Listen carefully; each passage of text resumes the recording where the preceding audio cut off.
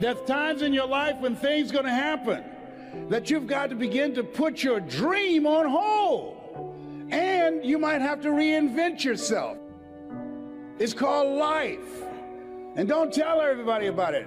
80% don't care, and 20% glad it's you. You have to suck it up and handle it. That's what it's called being in business. Being an entrepreneur, being a risk taker, walking by faith and not by sight. Stuff happens to you. And so I had to go in a new direction. How many of you like me had periods in your life when you were temporarily insane? See, there are some people, one of the goals I have is training 100,000 voices of hope outside of politics and outside of religion, both of which I believe unwittingly polarize and divide people, and teach people how to deliver a message of hope and give people methods and techniques that will help them to change their lives and begin to move their lives to another level. You have something special. You have greatness within you. That story that you have can impact people's lives. Mike Williams talked to me, and it changed my life. It began to expand my vision. That's in your future. Shake somebody's hand on your right and left and say, that's in my future. That's in my future. Everybody point at me right now. Point at me right now. Point at me lovingly right now. Say, Les Brown. Everybody together say, Les Brown. If you can do it, I can do it. And this time when you say, I can do it, say it with conviction. Point at me again. Les Brown. If you can do it, I can do it.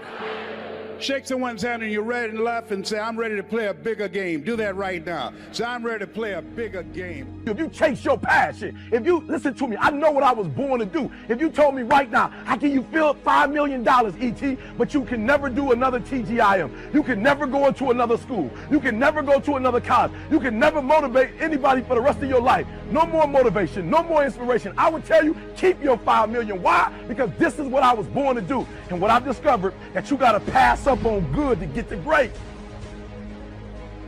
And one day, you're going to be in a nursing home. And the biggest thing that you're going to hope for is that there's someone standing right there beside you. So when you're on your deathbed, how will your legacy ripple? Are you going to make a big splash? Or are you going to be a tiny little pebble in the pond?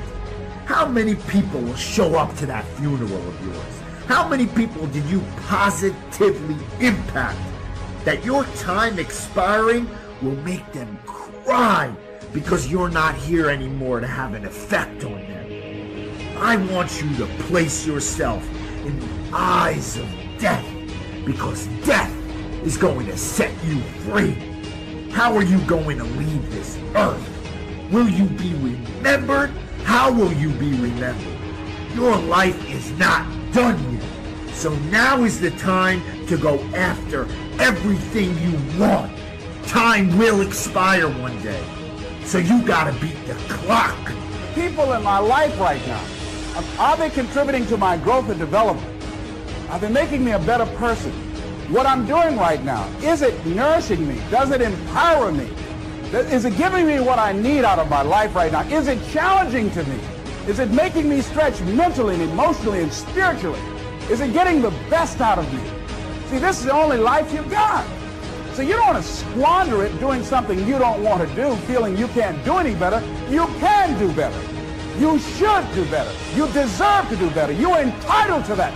That is your right to do better.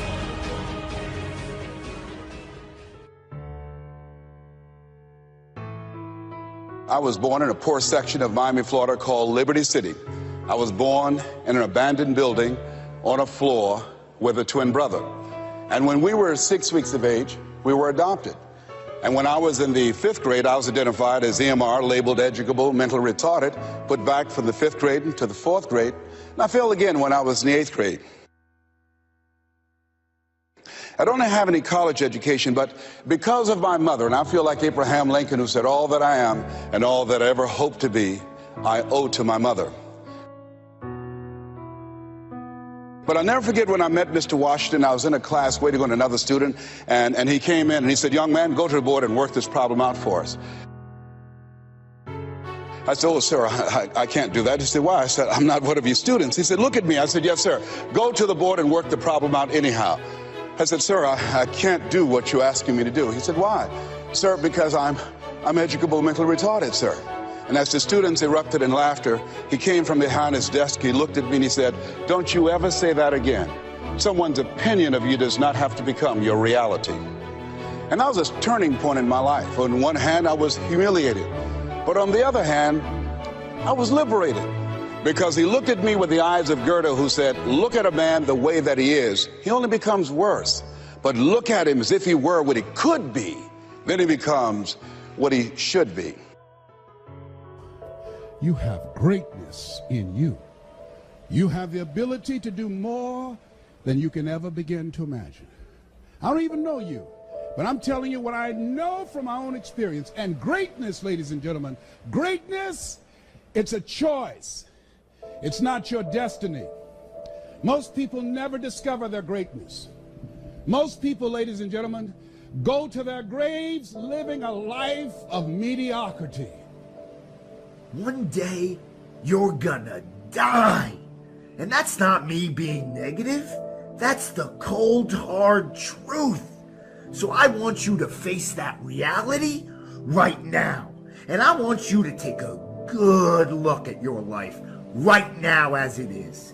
If you died tomorrow, how would you look back on your life? Would you be proud to be buried? Or would you feel like your life was incomplete? So looking at death straight in the face right now will set you free. What are the things you didn't do that you wanted to? Did you want to start a business? Did you want to start a charity? What aspirations did you have as a child that fell by the wayside because you got caught up in that routine? Because you told yourself that you had bills, or that you told yourself that you're not good enough, or because you didn't want to utilize your time effectively. You chose sleeping 10 hours. You chose the safety net. You stayed in your routine and you didn't want to bust out of that comfort zone.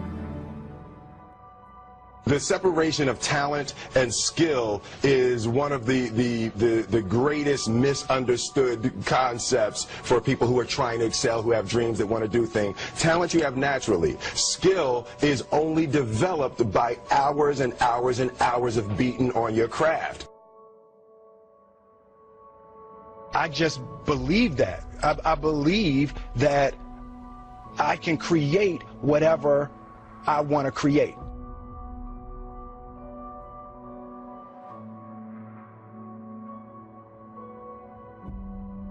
We didn't grow up with the sense that where we were was where we were going to be.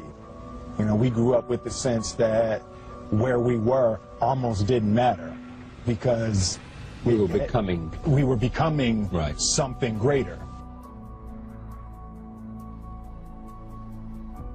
I've never really viewed myself as particularly talented. Where I excel is ridiculous, sickening work ethic. You know, while the other guy's sleeping, I'm working. While the other guy's eating, I'm working. There's no easy way around it. No matter how talented you are, your talent is going to fail you if you're not skilled.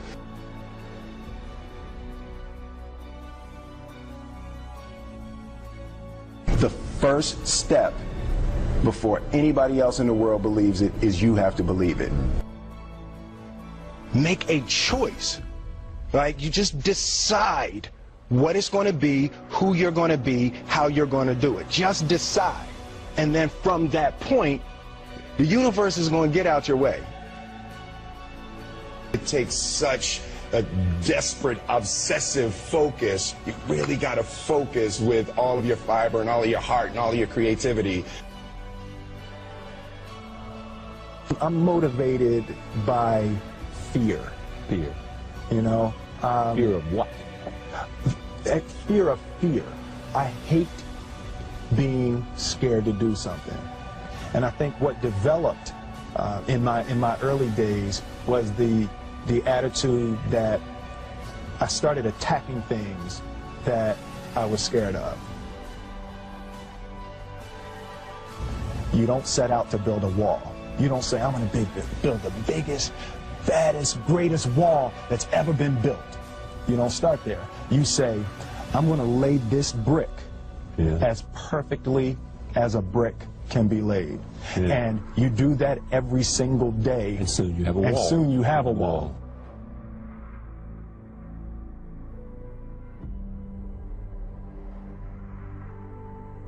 You can't be scared to die for the truth.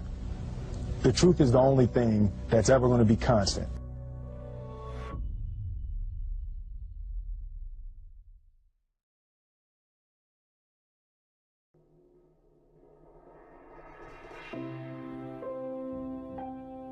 You must have faith. Paul said you must have the faith to call forth those things that be not as though they were. Judge not according to appearances. Don't judge your circumstances and the possibilities for your future based upon what you have now and because of what's going on now. No, no, no, no. That's not the real reality there. What you're going through, if you're going through some hard times, it has not come to stay, it has come to pass. No, I've actually always found something to be very true, which is most people don't get those experiences because they never ask. I've never found anybody that didn't want to help me if I asked them for help. No matter how bad it is or how bad it gets, I'm going to make it. So you got to have faith. You talk to yourself. You say that affirmation. The next step is you must have patience and engage in consistent action. I've never found anyone who said no or hung up the phone when I called. I just asked. And when people ask me, I try to be as responsive, to pay that debt of gratitude back. Most people never pick up the phone and call. Most people never ask. And that's what separates sometimes the people that do things from the people that just dream about them. You gotta act. And you've got to be willing to fail. You've got to be willing to crash and burn. With people on the phone, with starting a company, with whatever. Patience and engage in consistent action. See, everything does not always happen, ladies and gentlemen, when we want it to happen. How do I know which of the voices in my head, because we all have conversations in our heads, which of these voices is my heart? How do I know when I'm following my heart and not following something else? So to answer that, the very first thing I want to bring to your awareness is you've got 3 brains in your body. Of course, this is my rendition of it. You've got your head brain, heart brain, and you've got your balls brain. If you look at the brain itself, it's actually set up in 3 different parts. You've got 3 different parts to your brain. You got your neocortex, cortex, and medulla. And they sort of correlate with the head brain, the heart, and the balls. For today's purposes, we're going to talk about the head brain versus the heart. When are you following your heart and when are you following your head? Or when are you following the ego or following love? Okay, very strong distinction that needs to be recognized before you make a big decision in your life. So, very first thing you gotta recognize is that the part of your conversation in your head that is rational, logical, mathematical, that makes sense, that's factual, that is based on what other people have told you, historical, that is your head brain. That is your head brain giving you all of the evidence, all of the concrete support for the decision you're about to make. 2 + 2 = 4. It's a no-brainer, right? That's what they call a no-brainer. It's very obvious. The part of that conversation that's completely irrational, completely illogical, makes absolutely no sense. 2 + 2 = 17 or 0, right? That part of the conversation that's also tied to the emotion of what you're about to choose. Man, this feels right. But on paper, it looks stupid. On paper, it doesn't make any sense. It's not factual, it's not mathematical, but it feels right. That is your heart. And in the same way that you have to fall in love, heart's associated with love, you've got to fall into that decision. Nobody rationally chooses, makes a concrete, evidence-supported choice to fall in love. That's why they call this shit falling. You have to let go and completely fall into that situation. Well, the same way you've let yourself fall into love, which is scary, very important. The reason why they call it falling is because there's nothing comforting about falling. It's scary shit. You completely have let go and you're gonna fall on your back or on your face, right? Why do you think they say fall in love? The same way that you give up the rational explanation and the need for mathematical evidence to fall in love is the same way you're going to make that decision based on your heart. You can make that decision to quit your job because there's a creative adventure that you'd like to take on, travel the world, whatever it is. You know, there are things that every one of us has deep within our hearts that makes no sense whatsoever that we want to go do. The point is, you're following your heart when you're scared. That's when you know you're following your heart. It doesn't happen quickly.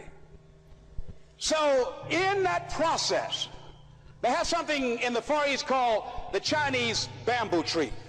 The Chinese bamboo tree, every day it has to be watered and fertilized. It's a very hard nut, and it takes 5 years of watering and fertilization every day, according to American Geographics, before it breaks through the ground. At any time, if the watering process and the nurturing and the fertilization process is stopped, the Chinese bamboo tree will die in the ground. Now, once it breaks through in that 5th year, then in 6 weeks it grows 90 feet tall. Now the question is, does it grow 90 feet in 5 years or 6 weeks? The answer is obvious. It takes 5 years. That's how long it took to grow it, to build that foundation, to nurture it, to water it, to build the reputation, to build the credibility, to learn the market, to learn people, to learn yourself, to learn the system, to learn how to do it, to figure it out. That's why you must have patience and engage in consistent action. We live in a world, ladies and gentlemen, where people want instant gratification. They want it right now. They want to be a Dexter Yeager, but they're not willing to pay the price to do what it takes to get up there where Dick Harper is.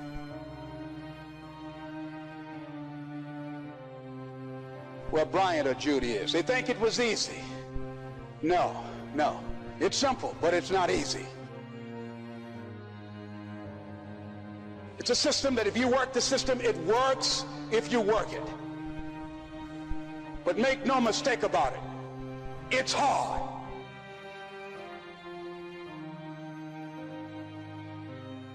And you are the determining factor.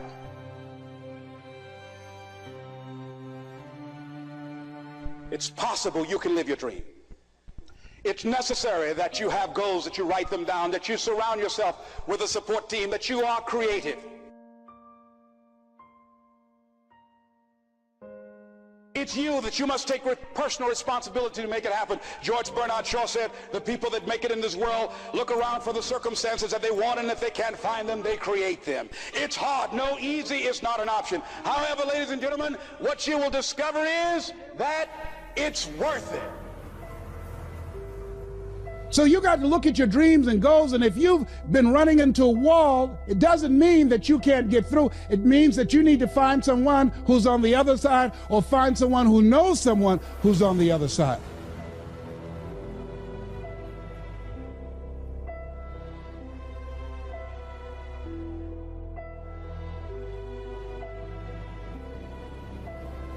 Remember, I said you got to have passion and drive, and you've got to have persistence and perseverance, and people and projects. What do you mean projects? Well, that was a big deal to be on Raul Schuler's program. How do we discover our greatness?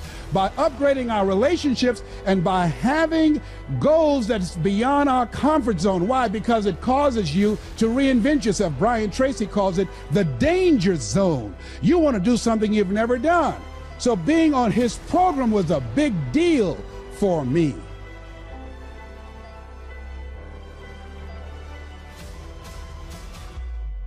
Powered by you. You got an idea? You have a dream? Ladies and gentlemen, you've got to take responsibility to make it happen. Your dream, your life going to the next level will be powered by you. Don't put your destiny in anybody's hand. Nobody's going to care more about your dream than you. Nobody. Become a risk taker. They're risk takers. They don't mind failing. They don't mind making mistakes. They're willing to take life on, take life in the collar. Nobody's going to work on your stuff more than you. If you're not willing to risk, you cannot grow. And if you cannot grow, you cannot become your best. And if you cannot become your best, you can't be happy. And if you can't be happy, then what else is there? Your life is powered by you.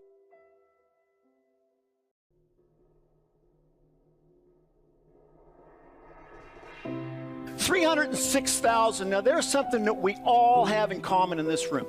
That's an account we all have. See, if I'm lucky enough to make it to age 90, 306,000 is the number of hours that I have left on this planet. It's my constant reminder of how fragile and temporary life is. You know, money is replaceable. Money we can get more of. But all of the money in the world couldn't buy anybody in this room an extra 60 seconds of time. One death per lifetime, per individual. See, the truth is, folks, I'm dying. Cause? Mortality.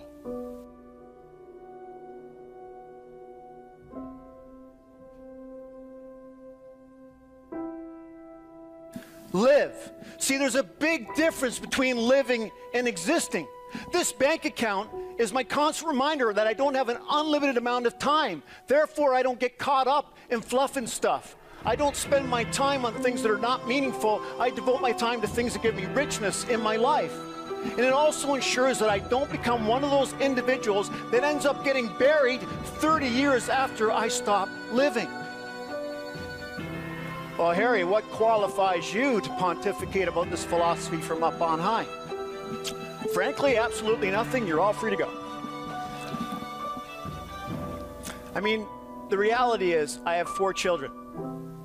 And as a father, I think I have a responsibility to those 4 kids to speak into their lives, maybe give them some advice or some perspective and some guardrails so they can enjoy the journey just as much as I have.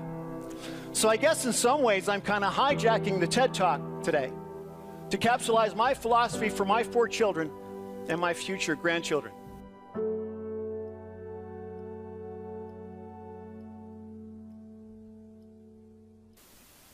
I'm an entrepreneur, which I understand is French for unemployed. As a result of doing some decent things in business, I built some value and attracted the attention of some of my peers. So I got asked to speak at conferences across the country. And as I spoke to these people across the country, invariably I'd weave my life philosophy into the talk. I mean, at the end of the day, I wanted to be authentic. And what was interesting is, at the end of the talk, these folks would come up to me and they were less interested in how I built a business and more interested in how I built a life. See, the reality is, folks, I have people in my office every day in their 50s that didn't become the rock stars that they wanted to be, that don't have the relationships they were hoping for, and don't have the type of health and vitality they were hoping for.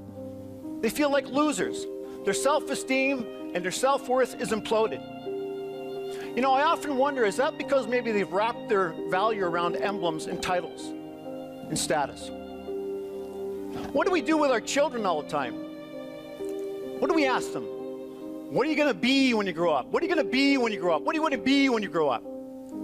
They already be the moment they're born. They're already valuable and have huge potential the moment they're born. The question should be, what are you going to do when you grow up? I mean, I am willing to bet that the mental health profession is kept very busy by people that confuse what they do with who they are.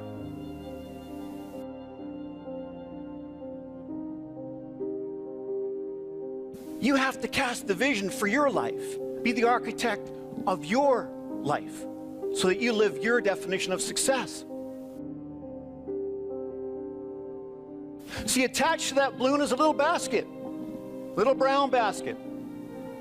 And that's the vehicle by which you travel. But what the basket actually is your job. Whether you're the butcher, the baker, or the candlestick maker. It's just simply a means by which to fund the journey. We live in a society that requires something called money. Therefore, this job creates the money to fund that beautiful vision you have for your life. You need to distance yourself in your life from toxic relationships because it will definitely hold you back from where you want to go. You know, a life without meaning can be somewhat confusing. And inevitably, we go through storms in our life. And I believe by having a philosophy, a belief, something that that answers the question, what are we doing here? What does it all mean? See, that gives us the ability to anchor when we're going through those storms. And if you're human, you're going through a storm at some point. They say the best things in life are free. But the truth of the matter is, if your financial house is not in order, it robs you of enjoying everything that's important to you.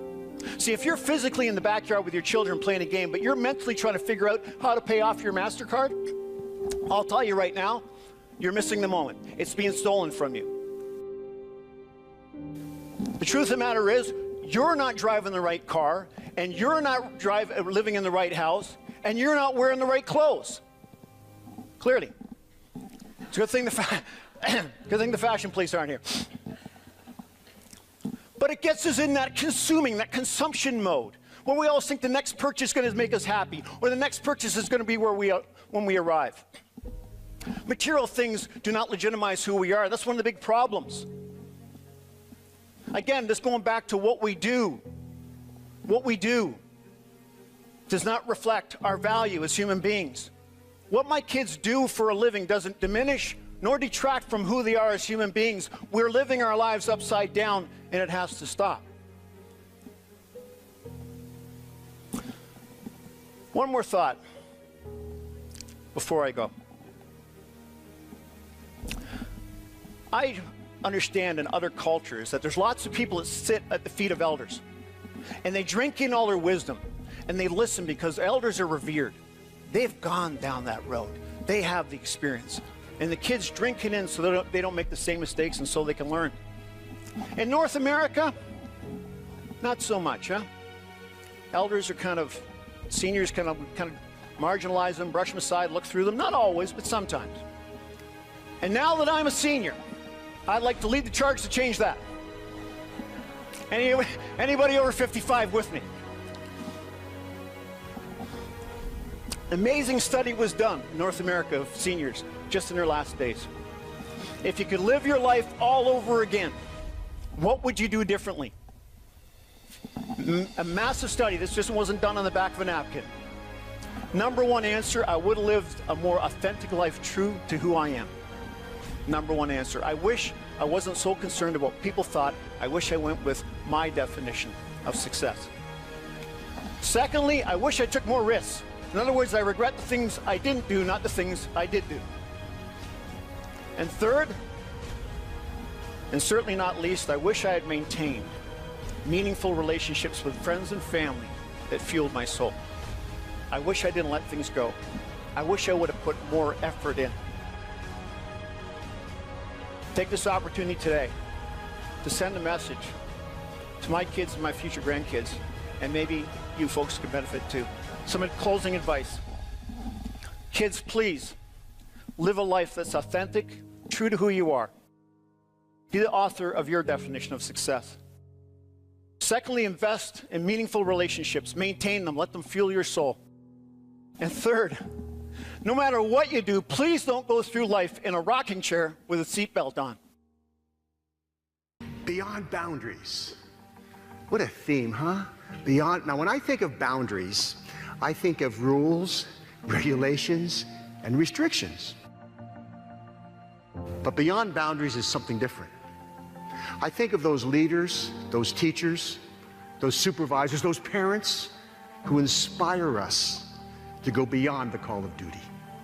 to do more than we have to do it not because they tell us, but because we want to. How can we inspire people and ourselves to be self-motivated? Feeling empowered is when you're self-motivated. Now, if you want to know if you feel empowered, or if your child, your student, your worker feels empowered, ask them 3 questions. They say yes to these 3 questions, they will feel empowered. Question number 1, can you do it? Albert Bandura calls it self-efficacy. Do you believe you can do it? Do you have the time, the knowledge, and the training to do what we're asking you to do? Second question, will it work? Do you believe that we're asking you to do the process that will work? Albert Bandura calls that response efficacy, believing that the behavior will lead to the ultimate outcome. Training. You have your training department. There must be a difference. Because you know that training means you do the behavior and you get feedback. That's powerful. Training is watch the behavior, get online training. If you answer yes, it will work. Third question, is it worth it?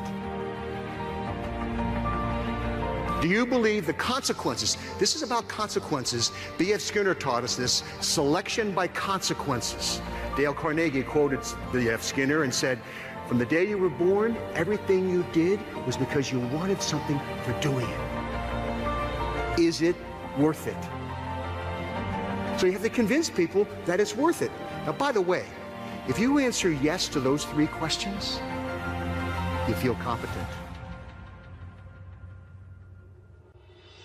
When you feel confident at doing worthwhile work, you're more likely to be self-motivated.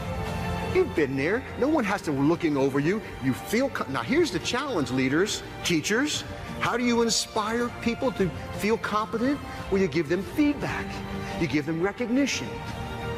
When you perceive choice, you perceive motivation. You're more motivated. So the deal is, for yourself, sit back and reflect. Be mindful of the choices you have. And talk about being a success seeker rather than a failure avoider. It's all how you talk, how you communicate to yourself and to others. People who perceive a sense of relatedness, a sense of connection with other people, they feel motivated and they're happier. Put yourself in the situation. Be mindful.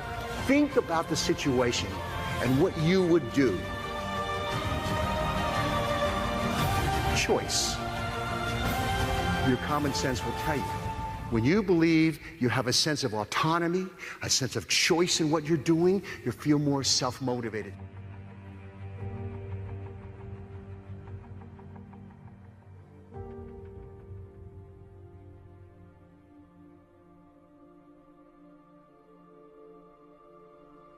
Sometimes your life will be in a slump, just like sports. Some of the best shooters can't hit baskets different times in games. They get in a slump. Do they sit on the sideline and say, you know, I just didn't hit a basket today? No, they continue to execute. I suggest to you that if you are facing a challenge, don't stop. Stay busy. Work your plan. Continue to do those things that you know that work for you after you have evaluated yourself in the situation. Continue to move. Stay busy, stay busy, stay busy. Find somebody that you can help so you can forget about you for a moment. See, sometimes the best thing to do is to be. Sometimes you have to just back up and go within yourself. A bow and arrow, you can't take a bow and just push it out an arrow. You just can't push the arrow out. You have to pull it back and then release it. Sometimes you have to back up and go within and pray and meditate and recharge your batteries. Go away, clear your head, and then come back and look at it from a different vantage point. Don't operate while you're under the spell or the effect of what's going on. Next thing is that you've got to activate the thinker in you.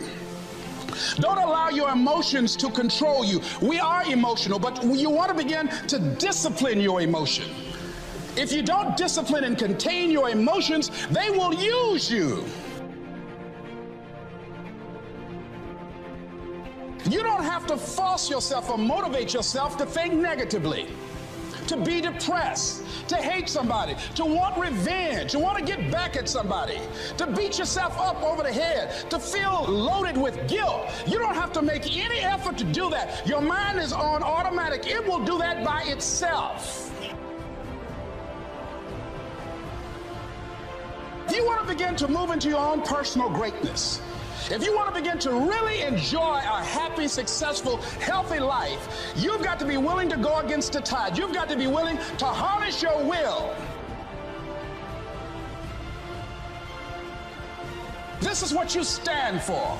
You're standing up for your dreams. You're standing up for peace of mind. You're standing up for health. You want it, and you're going to go all out to have it. I'm unstoppable. This will not get me down.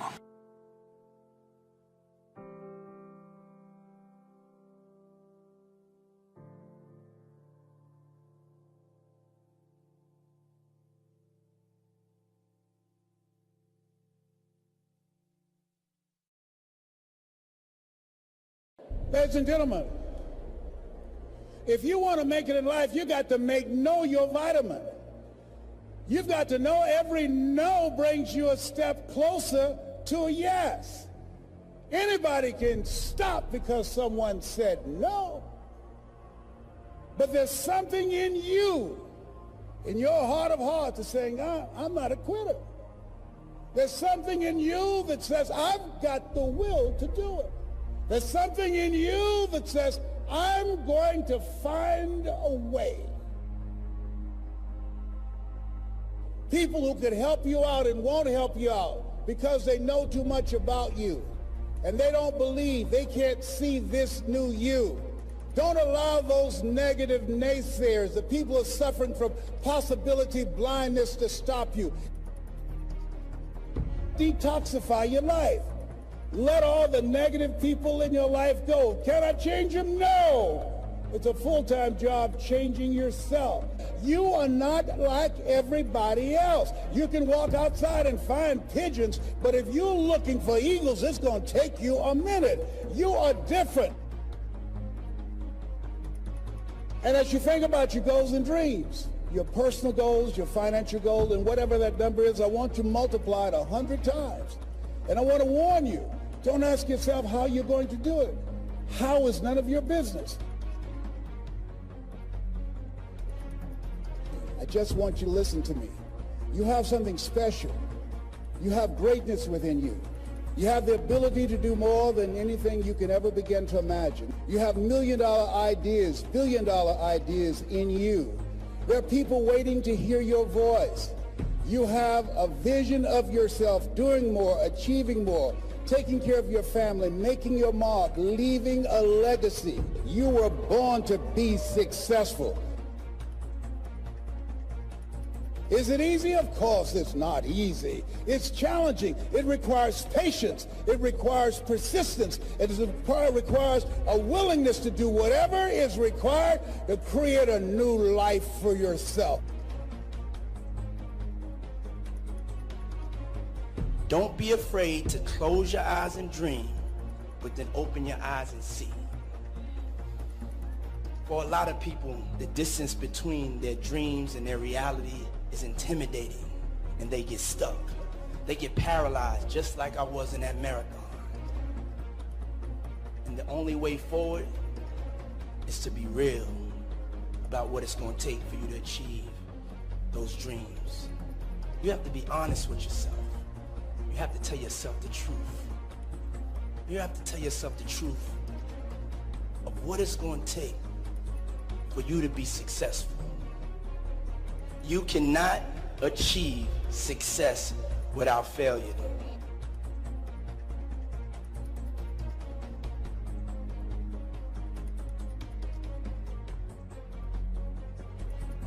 that's why you are here. There's a voice in you that has said, I can do this.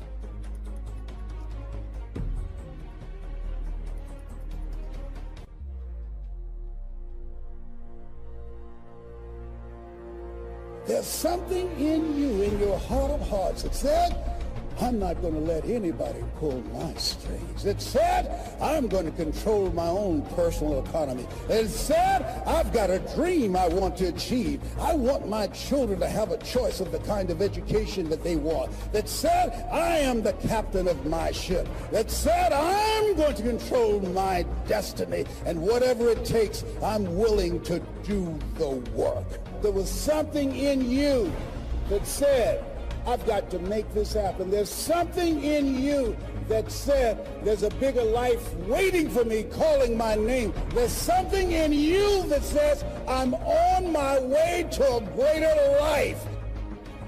I want you to remember 3 things. Number 1,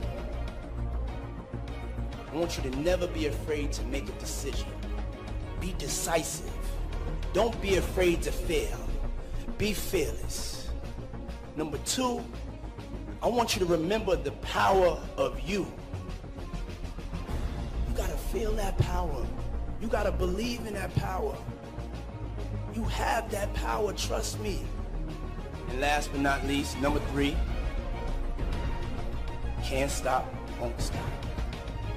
The most important element is for you to be able to do this, to be able to establish, most importantly, where you really are in your life today. Where are you? And where do you really want to go? What's going to create this extraordinary life? And to look at it brand new. Because some of you right now, if you continue the direction you're going, are going to be successful and unfulfilled, unhappy, and stressed. Are you satisfied with what you have produced? Is this what you want? Would you like for things to be better than this? Do you believe that you deserve better than this? Or are you content? This is it. You don't have to do anything else. That you'll already resign yourself in life and say, well, I'm happy. I'm not starving like the people in Calcutta. Are you allowing yourself to get off the hook like that? Or do you believe somewhere in the back of your mind or in your heart that there's some other great work for you to do? There's something else that life has for you. And that's why you're here. How do we handle this fear factor? How do we increase our self-esteem? You have to begin to fortify yourself. How do we do that? I believe that you have to begin to consciously monitor your inner conversation and start talking to yourself. Start building yourself up. Sometimes the only good things you will hear about you are the things that you say to you. So I'm saying learn to be your own booster. Start building yourself up. Start encouraging yourself. Start saying, I can do this. I can make this happen. It's a natural inclination for us to put ourselves down. See, we are born negative, I think, in a negative consciousness because we live in a negative world. So I'm saying that we have to work through the challenges of life in learning how to begin to work to fortify ourselves. Begin to guard your mind against negative programming, like turn off the television. So you've got to guard the kinds of things that you put in your mind. See, if you don't program your mind will be programmed because human beings are goal-oriented. That's why we die of broken hearts early. That's why we're running through life to early grave. Most of us go through life running scared. So we created this in our minds, false evidence appearing real. We made it real in our minds. There's nothing to fear but fear itself. That's the destructive monster. So turn off things that can contribute to your fear. Turn a deaf ear to people that all they can do is talk about how negative things are because they have bought into the consciousness of the world. Listen to things that can empower you, that can enable you to create a new reality for yourself and a new life for yourself. What idea are you sitting on? Write your ideas down. And then, once you get that idea, take the leap. See, a lot of people get the ideas and just walk around with them. Take the leap. See, it's out here in the universe. If you don't take the plunge, I guarantee you, somebody else will. Take the plunge. Go into action. And ladies and gentlemen, you will be surprised how things will come together. You'll be surprised. Now, you're going to have some difficult challenges. I can tell you that now. Be aware of that. Things are not going to work out exactly right. For a time they will, sometimes. And that's when life is just playing a game with you. But ladies and gentlemen, go into action with your dream. And don't avoid where the fights are. Get in the midst of the fight. And get some hickeys on your head. Get knocked down so you can learn how to fight, so you can hold your position. See, most people don't get out in the arena of life because they don't want to fight. Most people don't get out there because they don't want to get knocked down. They don't want to be dropped to their knees. But see, you're going to be dropped whether you're on the field or whether or not you're sitting on the sidelines. You're going to be dropped. So at least get dropped for something. Don't get knocked down while you're sitting down. See, that's how most people are spectators in life. You don't want to be a spectator. You want to get out in the field where the action is. And you will be amazed. After the struggle, there will be a calm period and things will begin to click for you. Come out here with what you got. You don't have enough money? Don't worry about it. You got the dream. You got the idea. You don't have enough resources? Don't worry about it. You need some help? Don't worry about it. You get out here in the arena, someone will look at you and become inspired and say, hey, can I help you? But if you're sitting up on the bleachers, nobody's going to ask you anything. I think the big one is self-awareness. If you know who you are, then by nature, you'll probably bet on your strengths. If you bet on your strengths, you'll win. Right. In 4th grade, when I got an F in Mr. Molinar's science class, I knew right then and there that I was a shit student and I didn't give a crap about Saturn. And no joke, from that moment on, I can taste it in my mouth right now. I remember everything about this day.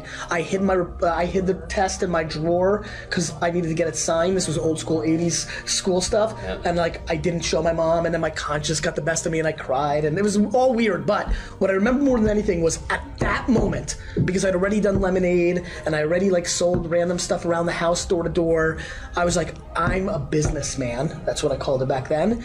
And that's it. And I'm never gonna hedge. And it came from self-awareness and self-esteem, right? My mom was making me feel good, right, and I knew who I was, and I would tell you that is urgency, speed matters. Yeah. I believe in that, but if somebody who's listening, watching right now, if they really know who they are,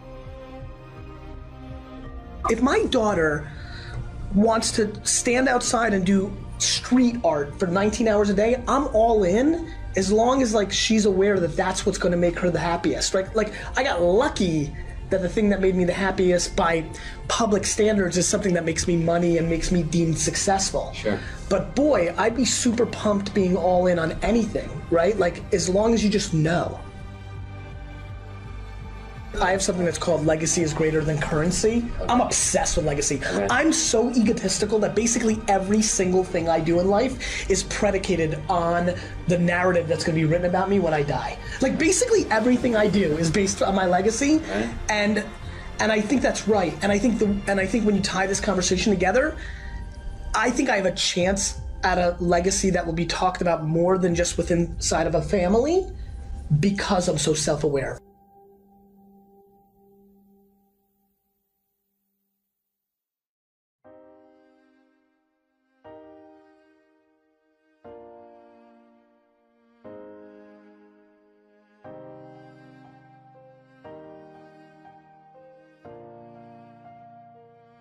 If you were to choose just one part of your personality to develop that would virtually guarantee your success, persistence would be your choice. Persistence is going to keep you going in the face of almost every obstacle that you can imagine. It is based upon your focus being directed towards the positive polarity in life.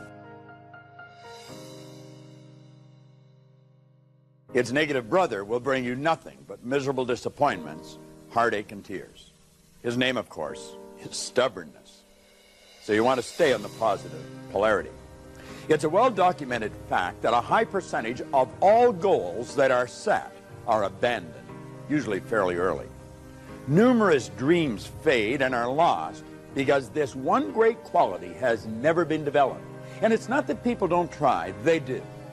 However, for the most part, individuals who fail to develop persistence are operating with a misconception, which very likely results from their ignorance of the law of cause and effect. That's a law that Emerson referred to as the law of laws. Now, it's generally believed that a lack of persistence is caused by a weak willpower. Build an image in your mind of a hypothetical individual. We'll let this person be represented by our mind-body illustration that we've been using. Then say this person also believes that a weak willpower is the cause of a lack of persistence. Now, this person could be attempting to win a battle that's never going to be won. The cause of their problem lies in the image that they're emotionally involved with.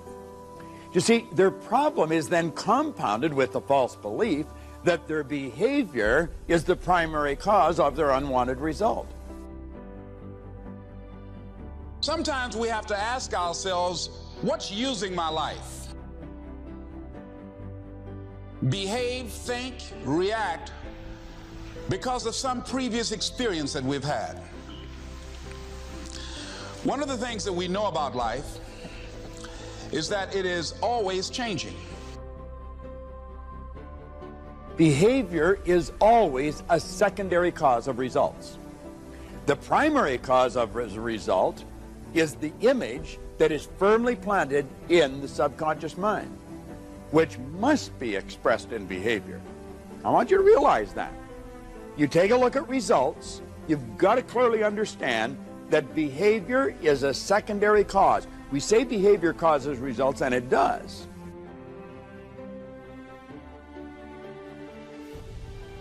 Sometimes you're up, sometimes you're down.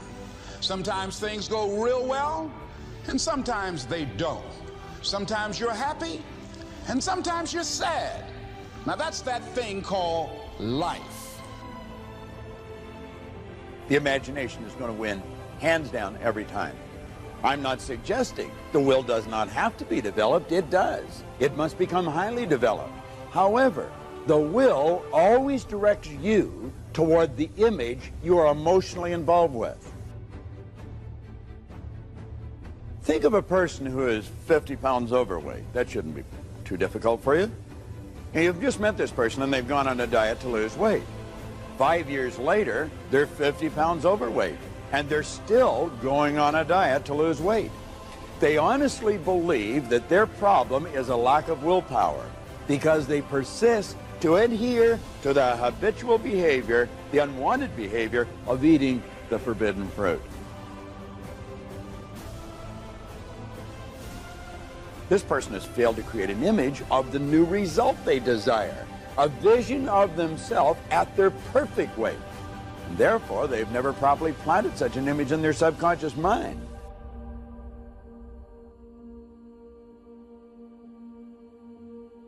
That you're going to have some ups and you're going to have some downs. But during those down moments, that's where the growth takes place. That's where the work is. See, anybody can feel good when they have their health, their bills are paid, they have happy relationships. Anybody could be positive then. Anybody can have a larger vision then. Anybody can have faith under those kinds of circumstances.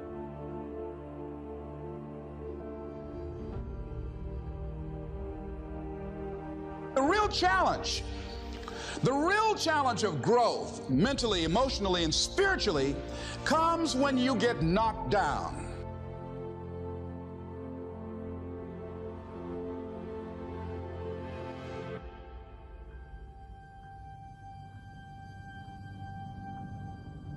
Now, their willpower is working probably very well, but it is directing them toward the expression of the old unwanted image that they're still emotionally involved with.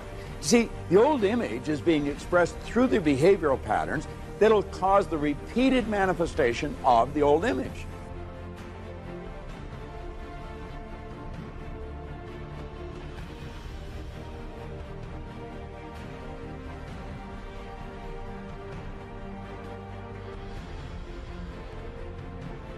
And they get the same results over and over and over and over again. They're on a diet forever.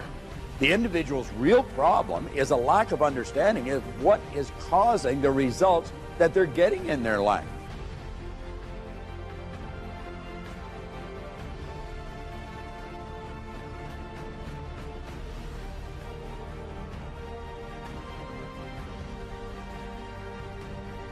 Results they do not want, the results they're attempting to change.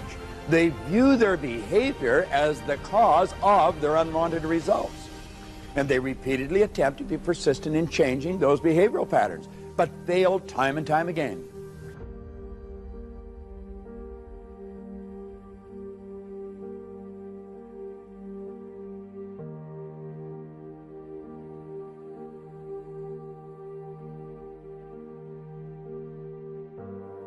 You see, their habitual behavior is a natural expression of the image that's deeply planted in their subconscious mind. There's not a person alive who is able to persist in the change of a behavior without altering the image which is causing that behavior.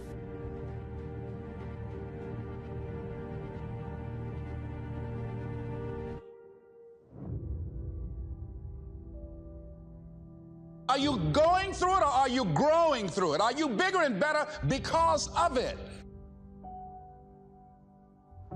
Because it's not going to leave you until you grow through it. As you're in the process of reinventing your life, write a description of the kind of person that you want to be. What are the things that you must overcome? What qualities about your personality you know that you're going to have to change because those particular characteristics are liabilities to you? What are your assets? What are your strong points? Take full responsibility for your life. Accept where you are and the responsibility that you're going to take yourself where you want to go. When you're attempting to change behavior, your persistence must be continually connected to your desired vision. A vision that you're emotionally involved with. Your intellectual factors hold the potential for enormous good when they're properly employed. However, you must remember that everything has an opposite. And any one of your intellectual factors can turn without warning into a destructive, lethal enemy when they're not directed towards the results that are wanted. You see, it's not difficult to find an individual who's persistently doing what they don't want to do and achieving results they don't want to achieve. A lack of persistence is not their problem.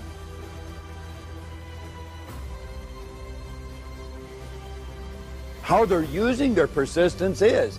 Ignorance and paradigms are the enemy that we must defeat. Everyone is persistent. Our objective must be to put persistence to work for us rather than against us. And you can either let it destroy your life or you can build upon it. You can decide that you're going to stand up to life. You can decide that I'm going to live each day as if it were my last. You have the power to make that decision. You can decide I'm going to work on myself and develop myself. I'm going to empower me. It doesn't matter about what happens to you. What matters is, what are you going to do about it? So part of beginning to get unstuck, you've got to decide that the behavior pattern that you have adopted doesn't work for you. You've got to change your strategies, and changing your strategy means reinventing your life. Recreating you, and you have the power to do that.